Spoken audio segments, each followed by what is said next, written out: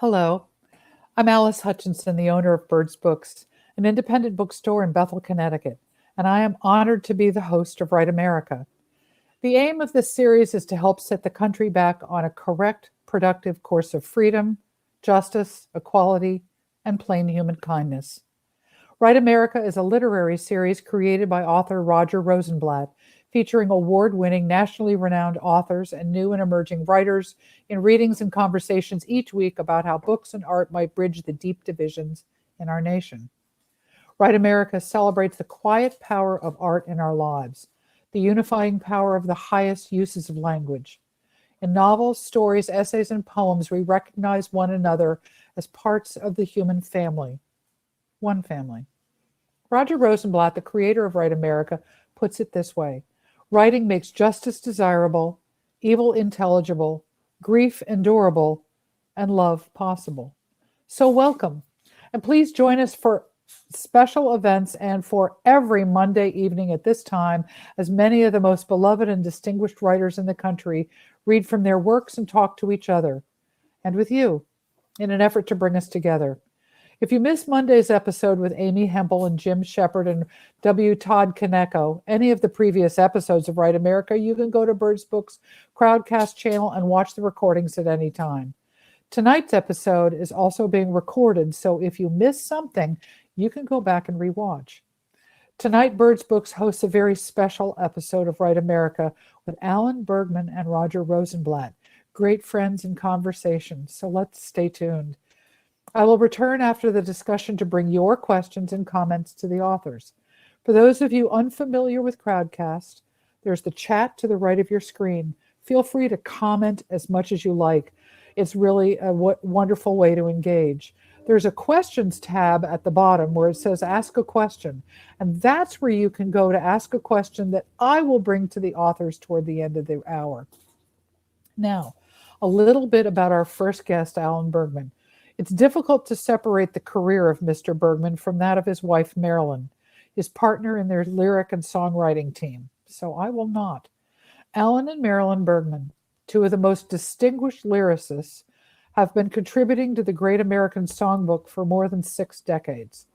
During their career, their songs have been nominated for 16 Academy Awards, for which they have won 3: The Windmills of Your Mind, The Way We Were, and the score for Yentl. Windmills and The Way We Were also earned Golden Globe Awards, and The Way We Were earned 2 Grammys. For television, they won Emmys for Sybil and for the TV musical Queen of the Stardust Ballroom, which was later adapted for Broadway stage as Ballroom, which introduced the Broadway standard 50%. Television theme songs include Maude, Good Times, Alice, Brooklyn Bridge, and The Heat of the Night.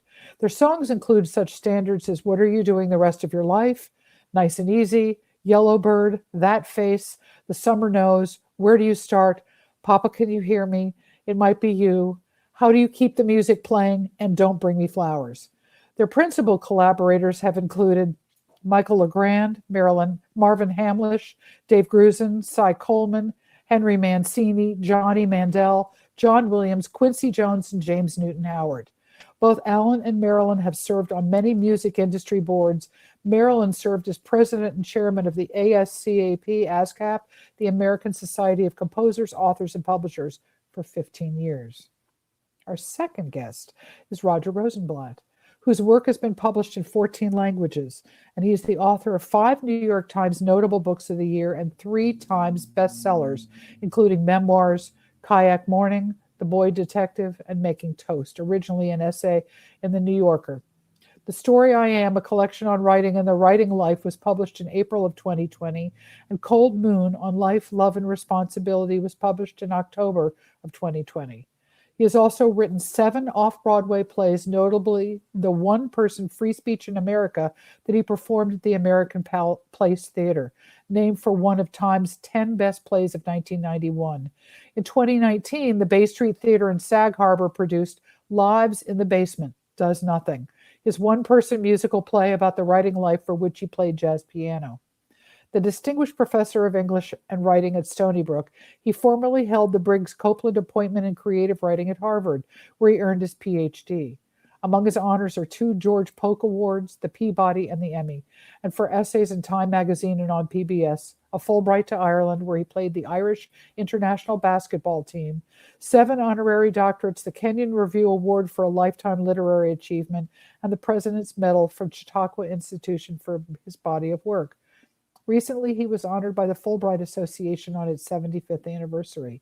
In 2021, he created Write America, a weekly national reading series to foster the healing of political and racial divisions in this country. Please welcome to the screen Alan Bergman and Roger Rosenblatt.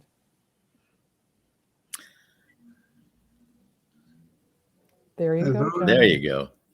Alan, thank you, Alice, and I'm so glad to see you, Alan. Oh, it's wonderful to be with you.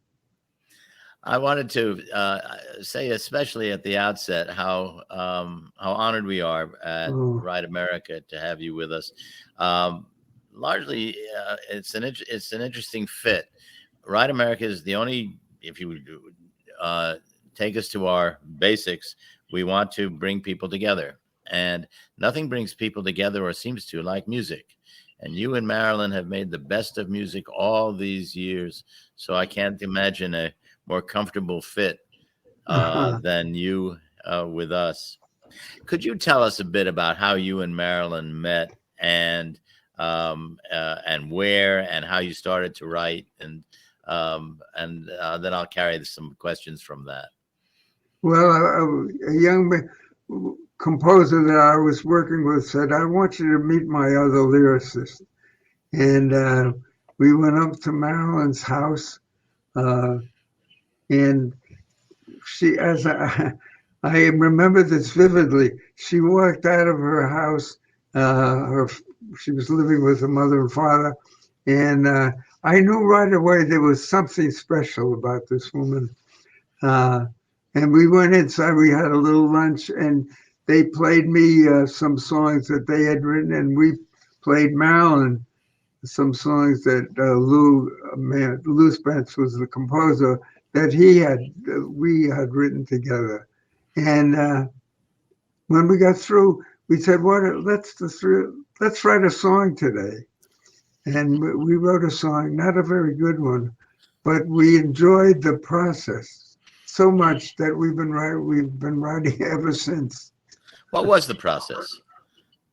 Well, the process was that Marilyn sat on a comfortable chair, as I did. We were about, I would say, 6 to 8 feet from each other, and we tossed ideas back and forth. And it was all in the toss. You once said to me that you hear the words in the music. Yeah, I hear the words on the notes. There are notes. There are words on the tips of those notes. That's and nice. We have to find them. But very few people can find them. When you hear something other than the particular note, if you hear a minor chord, you start to think in a minor chord. Well, it depends upon what happened before the minor chord and after. I see. Really, yeah, I was very lucky. When I was going to graduate school, I met Johnny Mercer, who, to me, one of the greatest ever lyricists. And he took a liking to me, and he was my mentor. And he said, "Alan, have the melody first. Get the melodies." And which he did all his life. He's one of the few. Johnny had over 200 collaborators because he would be driving his car and hear a melody he liked, and didn't matter who wrote it, he would find out where he could get his hands on it so he could write a lyric. If anybody looked up the list of Johnny Mercer's songs, you'd be stunned. From Baby It's Cold Outside to Autumn Leaves to Jingle Bells. No, but he didn't write Baby It's Cold Outside. Oh, he did not? Okay. That's Frank Lesser. But he did write Jingle Bells, yes? No. I wish he had, but he didn't need to. An amazing, and still an amazing list. Well, So did he was he your mentor? Did he? I know he spied in you the talent to do it. Did he teach you things, or did he just lead you to the career? He taught me a lot about the the character of a melody decides how you would write it, what words fit on certain notes. Oh yeah, he was very. I was still in graduate school, and he was producing an album. He had a great deal to do with the making of Capitol Records, and he became one of the directors of Capitol Records. And he was producing an album with Bing Crosby and Louis Armstrong. And he said to me, Alan, go to your apartment and write a duet for them. You know, I was a little intimidated, but I did. I came back, sang it to him. He said, perfect. And they recorded it. Oh, so nice. To have these two giants to write for, it's amazing. Writing for movies, is that different? Well, yes. Val and I had a wonderful career writing for movies. And the best part about it was that we got a chance to work with 3 or 4 wonderful directors who knew the value of a song other than a title song.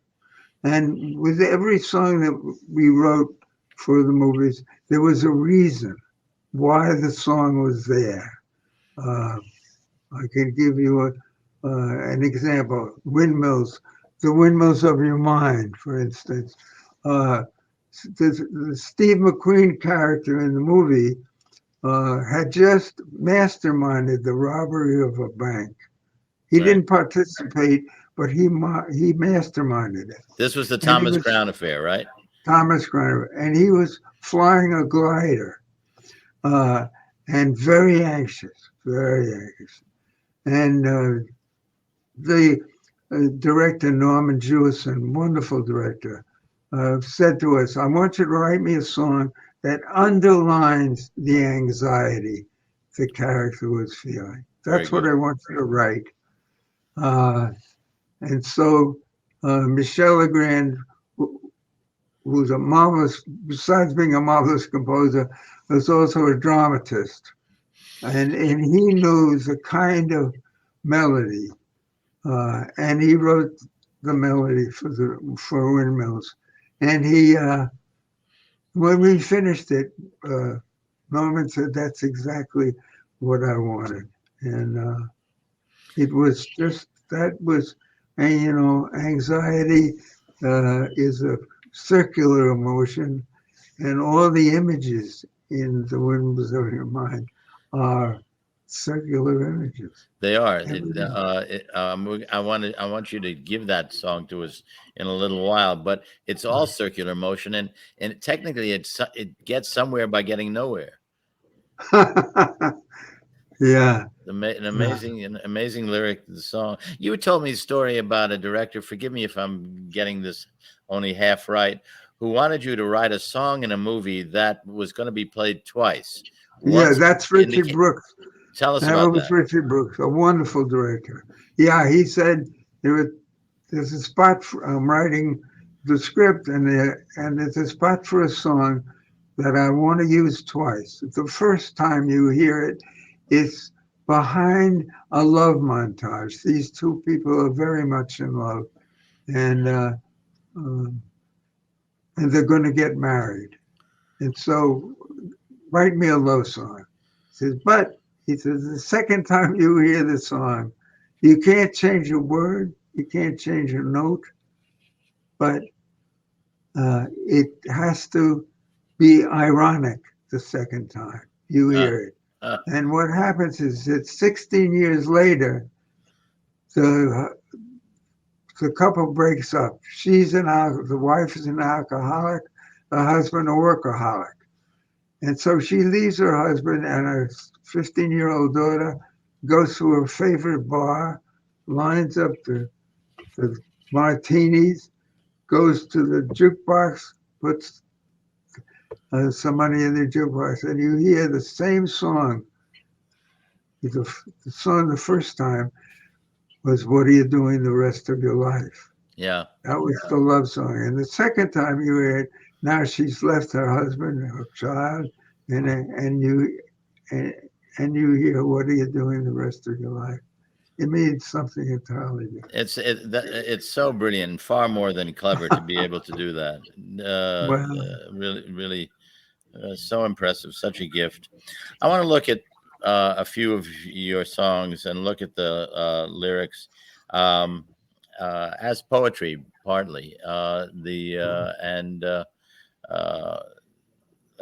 if I start to sound like a graduate student in English, just tell me to shut up. Tell me to shut up, because I try to get that out of my system. But the interesting thing about all your songs is that something is bothering you. That is, something is bothering the singer of the songs.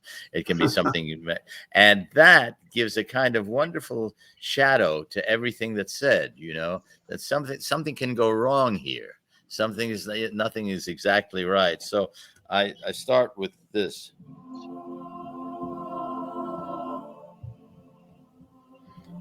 Now I don't know how the hell I got a organ in this thing. I didn't want an organ. Forgive me 1 second. Let me see if I can figure this out. I wanted that grand piano thing. Okay, there we go. There we go.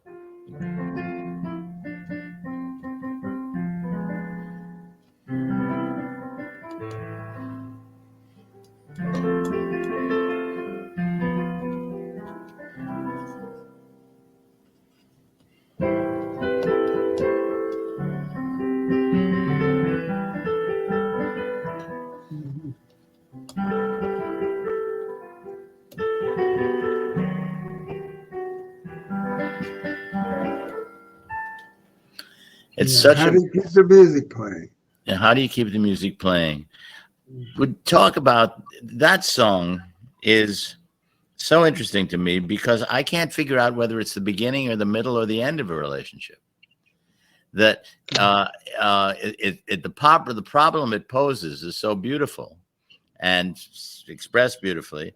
It could be at how shall we live, or how are we living, or how can we keep this going another few years? What that was written for, again, for Norman Jewison, who directed the movie.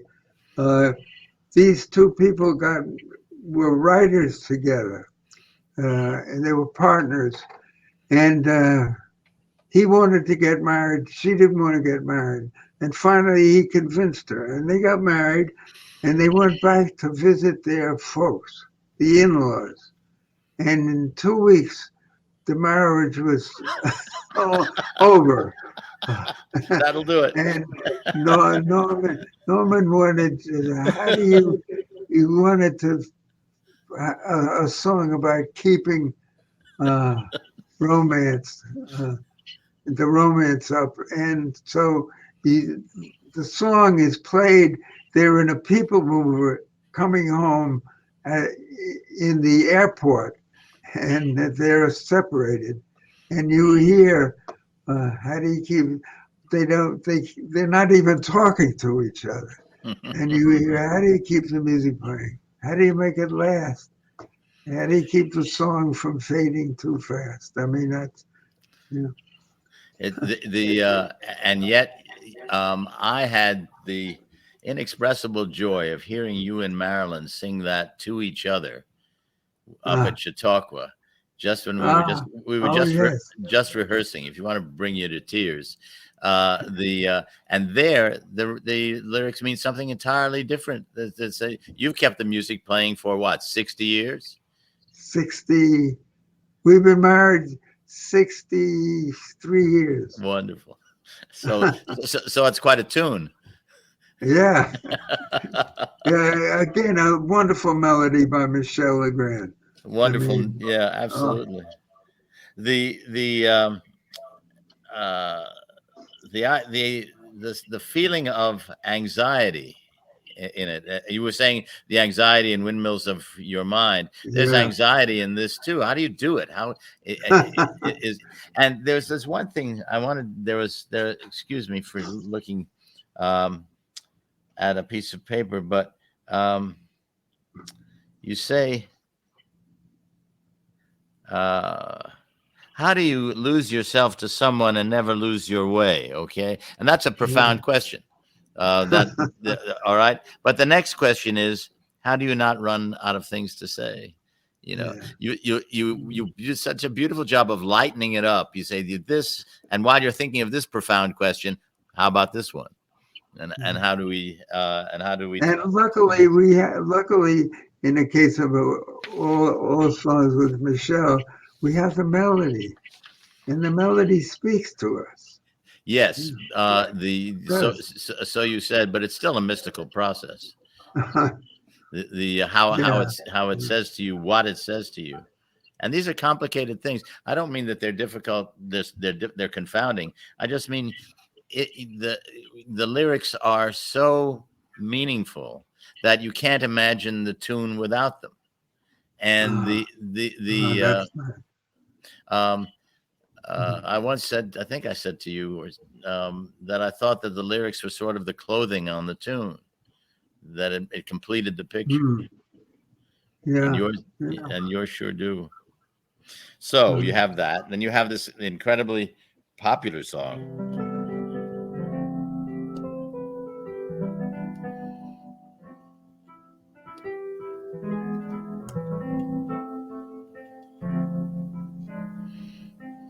Yeah. How did Where we were. how did Barbara Streisand come to you, or you come to her?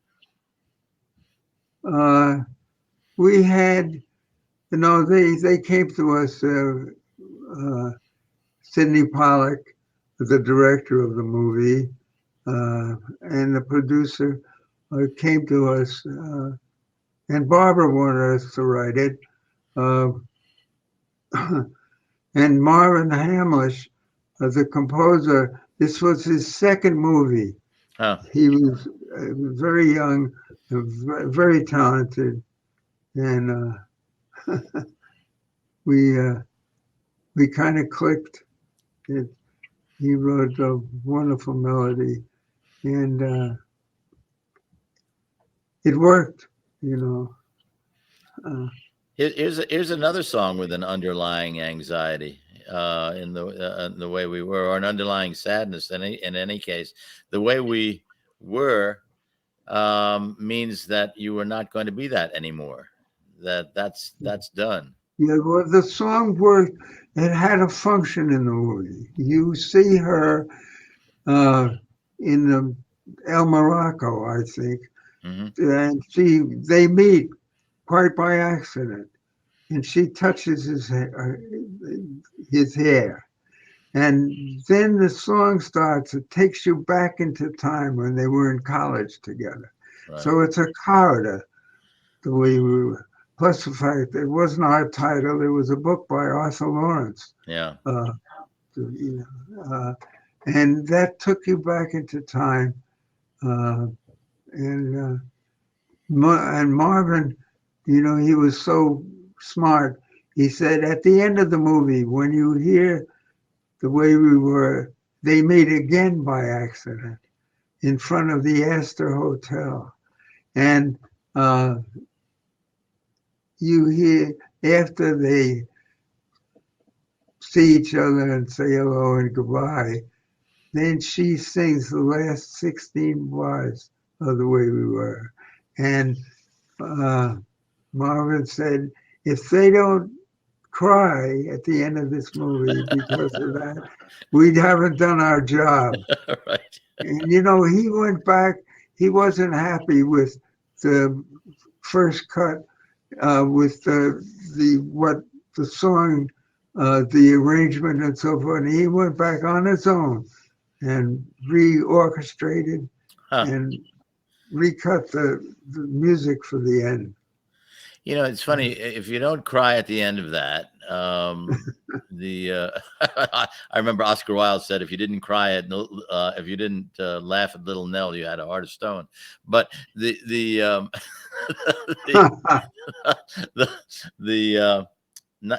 he said, "If you don't cry," and yet the last lines of the song have to do with laughter. Yeah, yeah. It's the pain of recalling the laughter rather than the laughter itself. Yeah. It's interesting you said that. We were at Michel Legrand's house in Paris one day, and he was working, trying to write a show with Alan J. Lerner. And I said to Alan J. Lerner, when I was in the I guess it was, Marilyn and I, it was the 50s, and Marilyn and I had just started to write together. And I told him, I played for the publisher in California the score to My Fair Lady. And I said, there was a song in there, can I take this? And they said, it's the only copy we have. So I said, well, I'm going in there and memorize it. And I memorized it.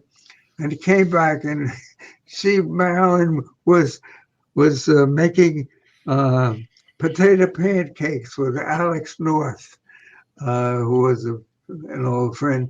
And I said, you got to come to the piano. I have to play it. I think we should go into another business. She says, what's the matter? I said, nobody's going to write a better love song than this ever. And I played and sang, I've grown accustomed to her face. And I told that story to Alan, and he said, I have to tell you, there were two lines in The Way We Were that make me cry. And those are the two lines you were just talking about. And I said, okay, we're even. It is, I must tell you, this is your life, but for me and for, I think, most of the people watching Right America tonight, this is so heady, to talk to Alan J. Lerner, talk to Michel Legrand, and to talk to you, Mr. Bergman. Wow. How did you tell me once that Michel Legrand, you would come in your house and just play tunes? And that you would listen to them? Yeah. Oh, it was like turning on a faucet. He in the case of What Are You Doing the Rest of Your Life, he was living with us, and he came downstairs and said, what do you think of this? And he always overwrote. He wrote maybe 4 or 5 melodies for the one spot. And we said, they're all beautiful, but they're not right, Michel. He said, okay. We said to him, what happens, knowing the story and what we had to do, if the first line of the song is, what are you doing the rest of your life? He said, I like that. And however long it takes to sing that song, that's how long it took him to write the melody. His hands never. Incredible. And he said, you mean something like that? I said, exactly like that. Play it again. And he put his arms up. He said, I don't know what I played. Oh, Christ. And did you have a recording instrument? I had knowing him, I had a right. tape machine going. But he wrote, never stopped. Wonderful. It's wonderful. Just wonderful to think of. I mean, the image of him coming in, playing these tunes, you listening, recording them, and then he was so full of music that he eventually would land exactly where you wanted him to. Absolutely. Windmills of Your Mind is an extraordinary song. I mean, they all are, but this one has never heard anything like that. One can say that. Would you sing that for us? Oh, okay. I'm gonna lip sync it so you can hear an orchestra and so forth. Okay. Okay. round, like a circle in a spiral, like a wheel within a wheel, never ending or beginning on an ever spinning reel, like a snowball down a mountain or a carnival balloon, like a carousel that's turning, running rings around the moon, like a clock whose hands are sweeping past the minutes of its face, and the world is like an apple whirling silently in space, like the circles that you find in the windmills of your mind. Like a tunnel that you follow to a tunnel of its own, down a hollow to a cavern where the sun has never shone. Like a door that keeps revolving in a half-forgotten dream, or the ripples from a pebble someone tosses in a stream, like a clock whose hands are sweeping past the minutes of its face, and the world is like an apple whirling silently in space, like the circles that you find in the windmills of your mind. Keys that jingle in your pocket, words that jangle in your head. Why did summer go so quick? Was it something that you said? Lovers walk along the shore and leave their footprints in the sand. Is the sound of distant drumming just the fingers of your hand? Pictures hanging in a hallway and the fragment of a song, half remembered names and faces, but to whom do they belong? When you knew that it was over, you were suddenly aware that the autumn leaves were turning to the color of her hair, like a circle in a spiral, like a wheel within a wheel, never ending or beginning on an ever spinning reel. As the images unwind, like the circles that you find in the windmills of your mind.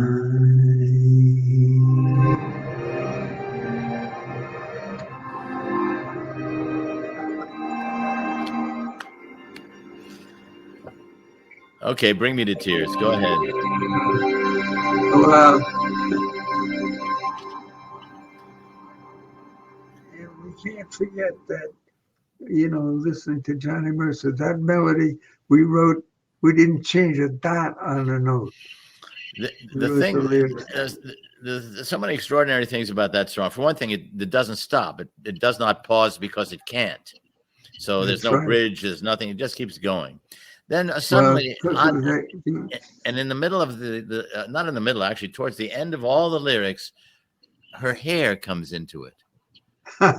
and I mean, what to call it a trick is really diminishing it. It is so brilliant because it's either means that it was hiding in the recesses of the mind that was going through all these similes, like this, like this, like this, like this, and it couldn't resist anymore. That it had to come out. You had to think about her hair, the color of her hair. Yeah. But underlying it, you have to remember that it was written to underline the anxiety this character was feeling. Otherwise, Yeah, I remember when you said that when he was up in the plane. It's an extraordinary movie. Even the remake is a good the story. Yeah. But again, the use of simile after simile after simile. It's like this. It's like this. You know, when you teach writing, you teach students not to use similes unless they are better than the thing itself, because there's no point to say something is like something if the original is better. But in your case, it's always better. It's always this it's like this. It's like that. How long did it take to write such a song? Do you remember? Yeah, I think we wrote it over a weekend. Yeah. And did each of you contribute something to the what it was? To picture that process is really breathtaking. Well, once you get the idea of the anxiety and the circular images, he thought before we started to write, we wrote down a great many circular images, you know, circles, reels. We wrote that down. Wonderful, wonderful.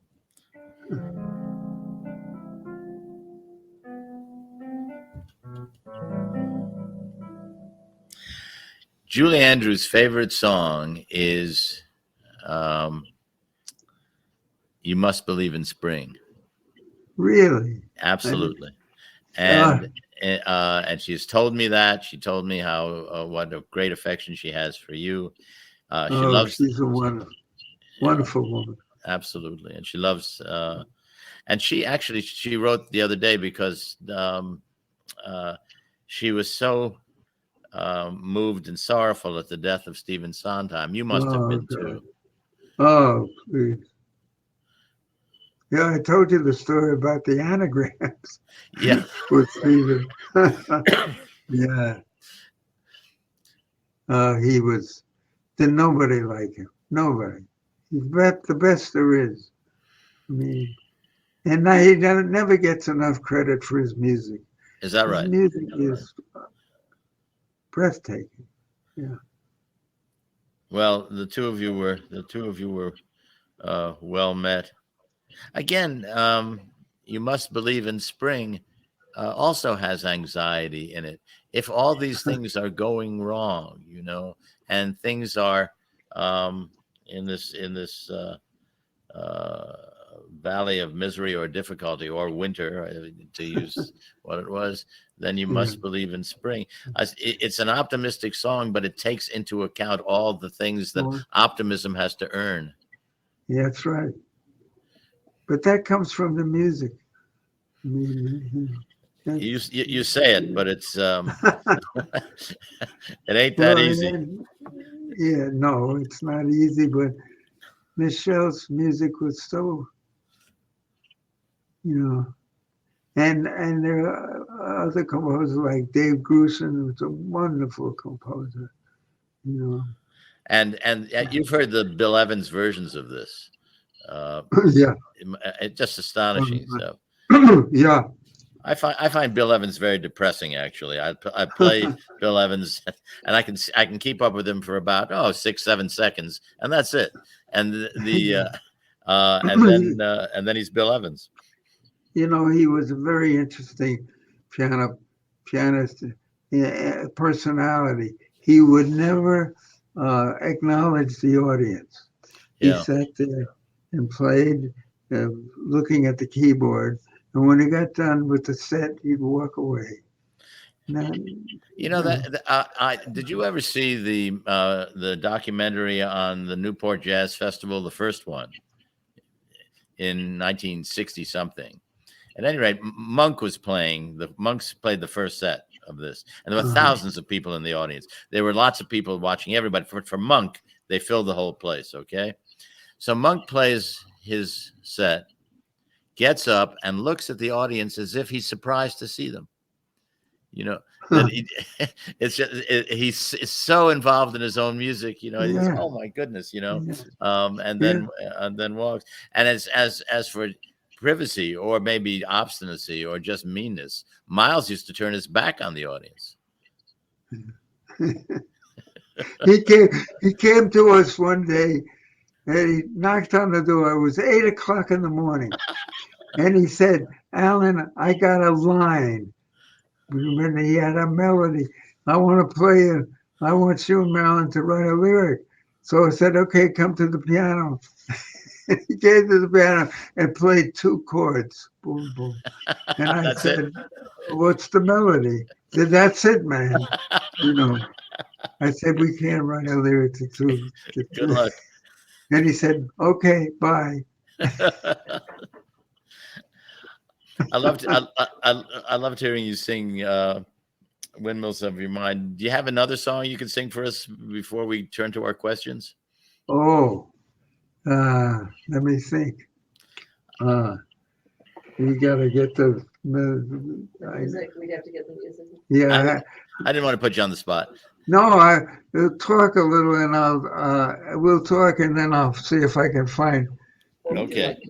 Yeah. What would you like me to do? I'm trying to. Oh, I'll tell you, I could do the last song. It's a wonderful song that we wrote for a movie with Dave Grusin. A song called "What Matters Most," Please.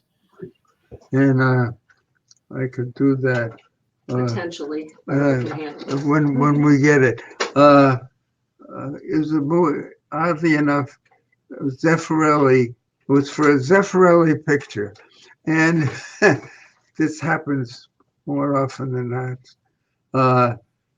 He asked us to write it, and we did. It was a picture called The Champ. Huh. And about 3 months after the picture came out, he didn't use the song. And there was a tribute to us at Dorothy Chandler Pavilion. And I sang the song at the end of the tribute. And he comes up to me in the party afterwards and said, "Why wasn't that in my picture?" And I said, "You didn't want it in your picture." He said, "I'm a fool." Anyway. I have it lined up, I think. So Okay. All right. We have it lined up. But do we have the lyrics in front No, of you? go You want to ahead. just go ahead and play it? Yeah, play it. Just play it. Okay.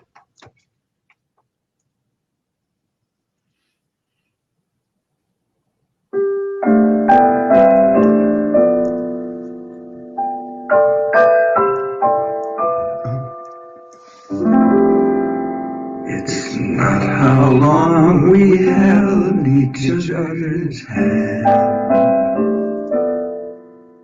What matters is how well we loved each other.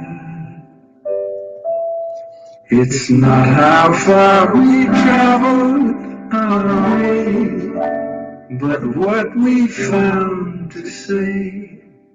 It's not the springs we've seen, but all the shades of green.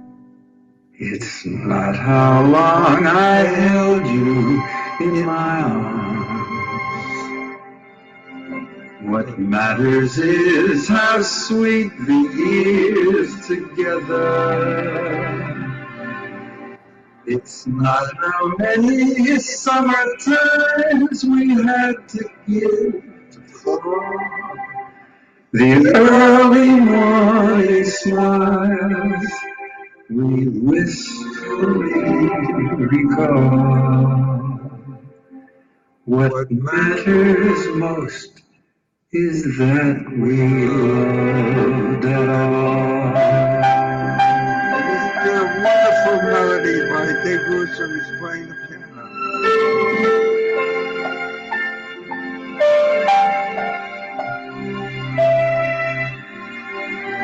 It's not how many summer times we had to give to fall. The laughter and the tears we gratefully recall.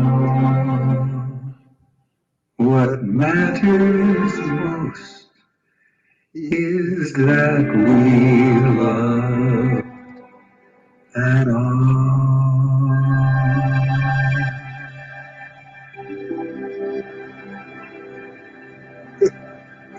like that song. Thank you, Alan. Thank you for everything. Thank you for you, and hug Marilyn for all of us. I will do that. I will do that. Alice, are you going to come on now and talk to us? Sure. Yes, of course, but I don't want it to end. Oh, please. Really, I've loved it. I do have a couple of questions. Lloyd Schwartz asked a great one to you, Ellen. If you haven't already answered this question, could you talk about the Maude theme song? I think it's one of the best things ever written for television. The rhymes are not only witty, but they really relate to the character of Maude. Well, we wrote that with Dave Grusin, was the composer, and we wrote about 3 songs for Norman, Maude songs, none of which we liked. And finally, Dave said, "Why don't we write a gospel song?" And we said, "That's it." And then the 3 of us wrote Maude, and Norman loved it. He was such a pleasure to write for. He got it. You know, he got it. When we wrote Good Times for him, the theme for Good Times, he said, "You got to make it rougher. Make it rough." Oh, we said, "Okay." You know, he wonderful. Wonderful. I have a second question from Michael. As partners, did you and Marilyn ever have a strong disagreement over a lyric when you were writing it? Was it odd writing together after writing alone initially? No, it was not odd at all. We fell into it. And if you find out the more you write, the alternatives are endless. And so we both don't agree on something, you go for another one. And after that, another one. After that. Well, one of the questions I would have is, has your writing process changed over time? Well, I have to say, Marilyn is not well at all. In the last 4 years, I've been writing every day by myself. And it's a different process. I love to write, and I can't stop. And what's coming out is pretty good. They say the composers are very happy. That changed, that process changed. But otherwise, it's what I do. I have it's a very unusual question, and I'm not sure whether it applies to your lyrics at all, but have you ever hidden any secrets in your lyrics that only a few people knew the key to? Like little, like Rosebud type things that are just, you know what I mean, where just a few people are in on the joke? What that's hard to do with lyrics, because unlike poetry, and lyrics can be poetic, but it's not poetry. In poetry, you can read it at any tempo that you would like and so on. Lyrics are wedded to time, to a time of a note value. And if you have hidden things, people are going to miss what you mean, trying to figure it out. And you don't want that. You want it to be the flow. I think that explains what you mean, I think.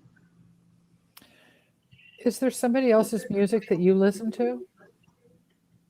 Do you listen to... What music do you listen to? Sondheim a lot. I listen to a lot of jazz. A lot, because there's a freedom in jazz that's wonderful, and I have a lot of friends of mine that are jazz instrumentalists. Right. Well, I can probably answer this from having watched your enthusiasm this evening, but does writing energize or exhaust you? No, it doesn't exhaust me. I didn't think so, because you're so animated when you talk about your work. you get the sense that it really just feeds you. Yeah. I do have a different question. You know, I do. There's some wonderful people. You know, I don't know if you know Bill. Huh? Charlotte? Bill Charlap. I don't know if you know who that is, but he's probably the best accompanist that ever was. His father was Moose Charlap, a composer who died at a very young age. But Bill and his wife Reenie are two great jazz people that I listen to. And I write with Roger Kellaway, who is probably one of the 2 or 3 best jazz piano players ever. That's what. Well, are there any musicians that you feel that you wished you'd had the chance to work with? Oh yeah, you know, I never got a chance to write with. I'm trying to, you know, the Gershwin, and people like that. You know, But you did work a lot with Rick- Sinatra. You worked Yeah, a lot. well, he didn't write. No, but I was thinking of something that Sinatra said when Streisand had recorded something before he did. Oh yeah, Barbara recorded. She wanted to sing "What Are You Doing the Rest of Your Life" in the movie, and it had to be sung by an anonymous male voice. It couldn't be. And she said, "I understand, but I have to make the first record." And we said, "Absolutely, that's a gift." And so she made the first record. And when the record came out, Sinatra called me. He said, "Alan, I'm not following that broad." That's exactly what he said. And it took him 10 years before he recorded that song. 10 years. One of our viewers asked, how was your experience with Cy Coleman? Oh, wonderful. He was terrific. You know, that's an interesting question because he's the only composer outside of Michel that we would have the composer in the room when we were writing. So I wanted to be there all the time. And we wrote some wonderful things with him. A show about jazz that was commissioned by the jazz people at the Kennedy Center. And we wrote it for that. Wonderful. We're still trying to get that on. It played out here at the theater out here for 10 weeks. It was sold out every night. We can't get anybody interested in doing it. It's all about jazz and.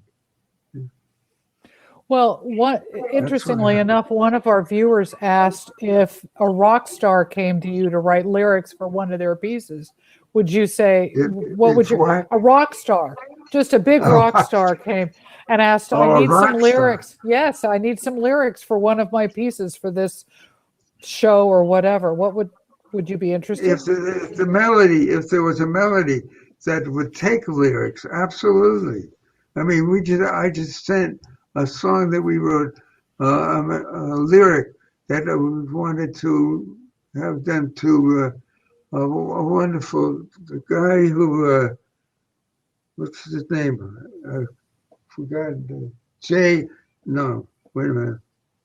He's in New York. He's got the orchestra. John Baptiste. Huh? John Baptiste. He's wonderful. Yeah. He's wonderful. Say yes, please. I'd love to hear that. No, I sent him the lyric. It's a song called "You Can Cage the Singer, but Not the Song."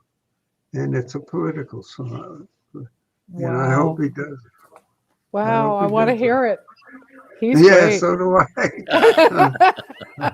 That's a song. It's a lyric that Marilyn and I wrote a long time ago. And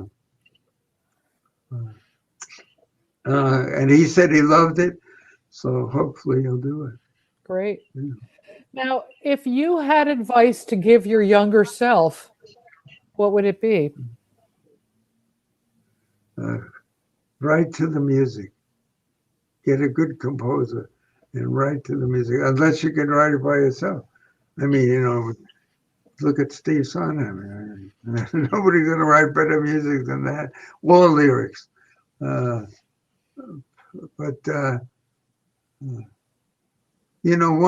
And it's wonderful. We have wonderful interpreters. Michael Feinstein, for instance, is a wonderful interpreter and keeping alive this great American songbook book. Mhm. We're very grateful for Michael.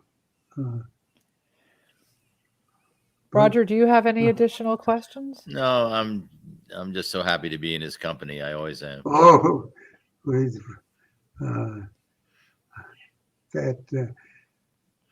I can't remember the name of it, but that program that you did was so great. Lives in the basement. Yeah, Lives in the Basement. Oh, lives in the basement. Yeah. Alice doesn't get that. It's lives in a basement, does nothing, based on my granddaughter, who said, "This is my grandfather Bappo. He lives in the basement and does nothing." Yeah. Oh, that's priceless. That is priceless. That's a wonderful piece. Anyway,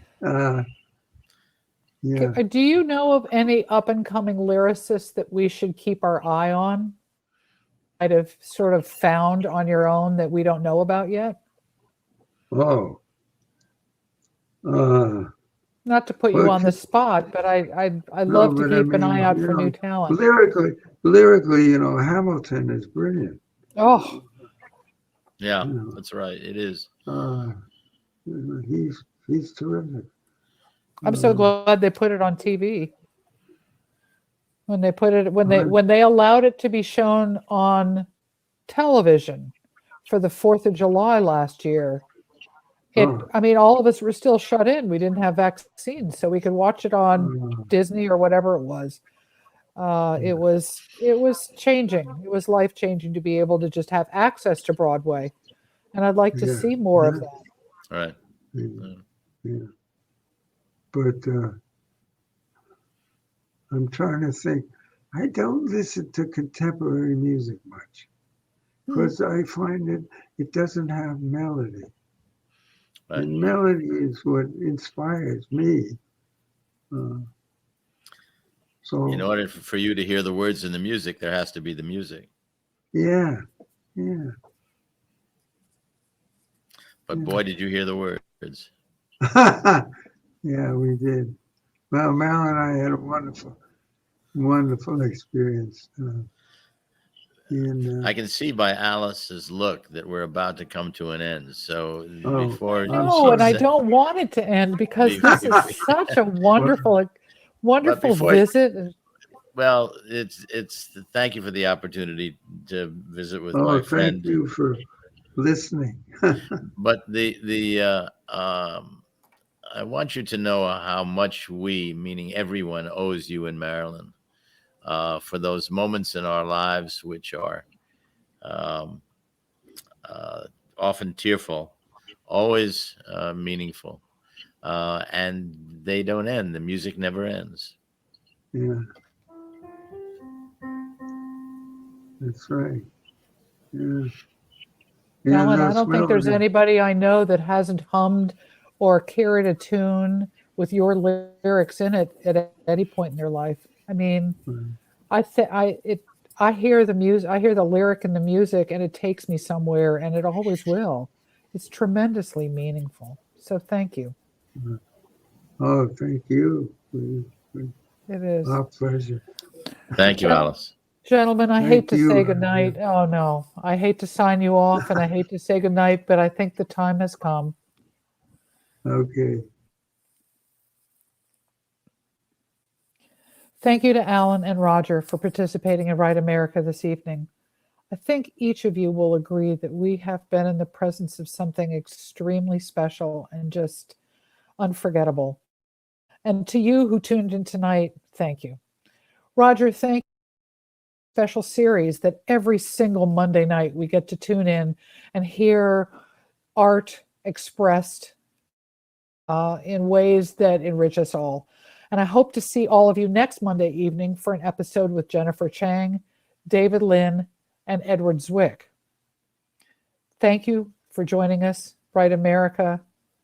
And I regretfully sign off. Thanks. Bye-bye.